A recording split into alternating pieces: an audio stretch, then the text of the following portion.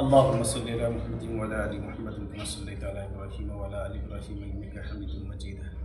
اللهم بارك على محمد وعلى ال محمد كما باركت على ابراهيم وعلى ال ابراهيم انك حميد مجيد. بھائی دوستوں اور میرے عزیز ساتھیوں، جیسا کہ میں آپ تمامی حضرات کو برابر رمضان کے بارے میں اپڈیٹ دے رہا ہوں، آج بھی فضائل رمضان ہی کے متعلق آپ لوگوں کے سامنے پیش ہوا ہوں۔ گزشتہ اپڈیٹ میں ہم نے بتایا تھا کہ روزہ داروں کے ساتھ اللہ تبارک و تعالیٰ کا کیا انعام ہے، اور جو روزہ نہیں رکھتے ان کے ساتھ اللہ کی کیا پکڑ ہے۔ آئیے آگے بڑھتے ہوئے کہ رمضان کے متعلق تیسرا امر یہ ہے، یعنی تیسری حدیث یہ ہے کہ سابقہ احادیث میں بھی بعض جگہ اور حدیث میں بھی حق تعالیٰ جل شانہ نے اپنی مغفرت فرمانے پر فرشتوں کو گواہ بنایا۔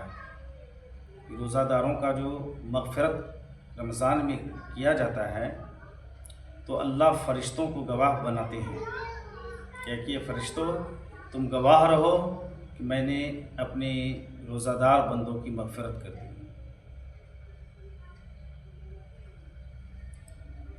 اس کی وجہ یہ ہے کہ قیامت کی عدالت کے معاملات ضابطہ پر رکھے گئے ہیں۔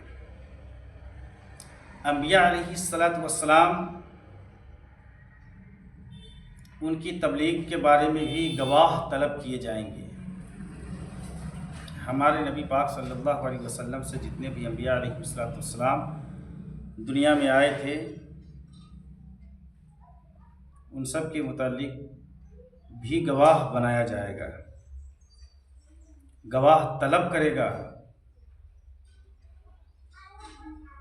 چنانچہ احادیث کی کتابوں میں بہت سے مواقع پر نبی اکرم صلی اللہ علیہ وسلم نے ارشاد فرمایا کہ تم سے میرے بارے میں سوال ہوگا، لہذا تم گواہ رہو کہ میں پہنچا چکا ہوں۔ بخاری شریف وغیرہ میں ہیں، روایت ہے کہ حضرت نوح علیہ السلام قیامت کے دن بلائے جائیں گے۔ حضرت نوح علیہ السلام کو قیامت کے دن بلائے جائیں گے، ان سے دریافت کیا جائے گا، یعنی پوچھا جائے گا کہ تم نے رسالت کا حق ادا کیا، ہمارے احکام پہنچائے؟ وہ عرض کریں گے کہ پہنچائے تھے۔ پھر ان کی امت سے پوچھا جائے گا، یعنی نوح علیہ السلام کی امت سے اللہ تبارک و تعالیٰ پوچھیں گے کہ تمہیں احکام پہنچائے تھے؟ وہ کہیں گے ما جاءنا من بشیر ولا نذیر، ہمارے پاس نہ کوئی بشارت دینے والا آیا نہ ڈرانے والا آیا۔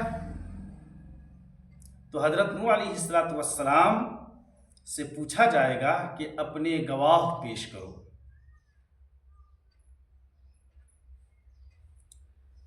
وہ محمد صلی اللہ علیہ وسلم اور ان کی امت کو پیش کریں گے گواہ کے طور پر۔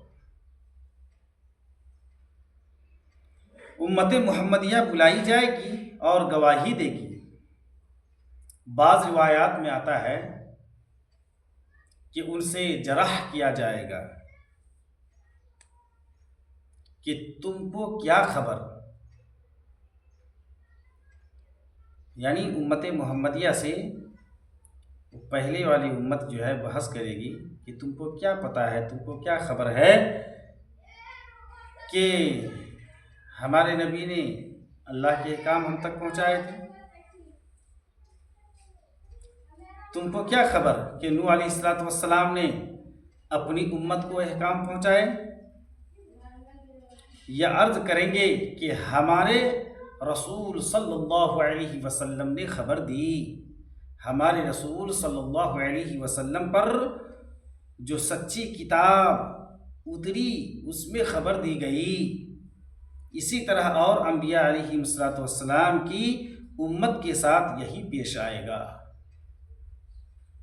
اسی کے متعلق ارشاد خداوندی ہے وَكَذَلِكَ جَعَلْنَاكُمْ أُمَّةً وَسَطًا لِتَكُونُوا شُهَدَاءَ عَلَى النَّاسِ۔ امام فخر الدین رازی رحمۃ اللہ علیہ لکھتے ہیں کہ قیامت میں گواہیاں 4 طرح کی ہوں گی۔ ایک ملائکہ کی، جس کے متعلق آیات ذیل میں تذکرہ ہے، وَجَاءَتْ كُلُّ نَفْسٍ مَّعَهَا سَائِقٌ وَشَهِيدٌ وَمَا يَلْفِظُ مِن قَوْلٍ إِلَّا لَدَيْهِ رَقِيبٌ عَتِيدٌ وَإِنَّ عَلَيْكُمْ لَحَافِظِينَ كِرَامًا كَاتِبِينَ يَعْلَمُونَ مَا تَفْعَلُونَ۔ دوسری گواہی انبیاء علیہ السلام کی ہوگی، جس کے متعلق ارشاد ہے وَكُنْتُ عَلَيْهِمْ شَهِيدًا مَا دُمْتُ فِيهِمْ فَكَيْفَ إِذَا جِئْنَا مِنْ كُلِّ أُمَّةٍ بِشَهِيدٍ وَجِئْنَا بِكَ عَلَى هَؤُلَاءِ شَهِيدًا۔ تیسری امت محمدیہ کی گواہی ہوگی، یعنی آپ صلی اللہ علیہ وسلم کی امت کی گواہی ہوگی، جس کے متعلق ارشاد ہے وَجِيءَ بِالنَّبِيِّينَ وَالشُّهَدَاءِ۔ چوتھی آدمی کی اپنے اعضاء کی گواہی ہوگی۔ آج ہم سوچتے ہیں دوسروں کو گالی دے دیے ہیں، ختم، ہاتھ سے کسی کو تکلیف پہنچا دیے ہیں، ختم، کسی کی زمین ہم نے ہڑپ لی، یہ دنیا ہی میں ختم ہو جائے گا، کسی کا قتل کر دیا، یہ دنیا میں ختم ہو جائے گا؟ نہیں میرے بھائیو، دوستو اور بزرگو، سب چیز کے بارے میں اللہ تبارک و تعالیٰ کل قیامت کے دن میدان محشر میں ہم سے پوچھے گا، ہم سے سوال کرے گا۔ اگر ہم جھوٹ بولیں گے تو ہمارے جسم کے جو اعضاء ہیں یہ گواہی دے گی۔ آج ہم سوچ رہے ہیں کہ رمضان کے مہینے میں بھی چھپ کر کے ہم شراب پی لیتے ہیں، چھپ کر کے ہم گل کر لیتے ہیں، چھپ کر کے ہم گھر میں بیٹھ کر کے جو ہے چرس، گانجا، افیم، ہیروئن، جس طرح کا بھی نشہ ہو، بیڑی ہو، ان کا استعمال کر لیتے ہیں، کوئی دیکھتا نہیں ہے۔ بھائی دوستو بزرگوں، اللہ سے ڈریے، کوئی دیکھے یا نہ دیکھے اللہ دیکھ رہا ہے۔ کل ہماری اعضاء گواہی دیں گے ہمارے خلاف، کیا ہوگا؟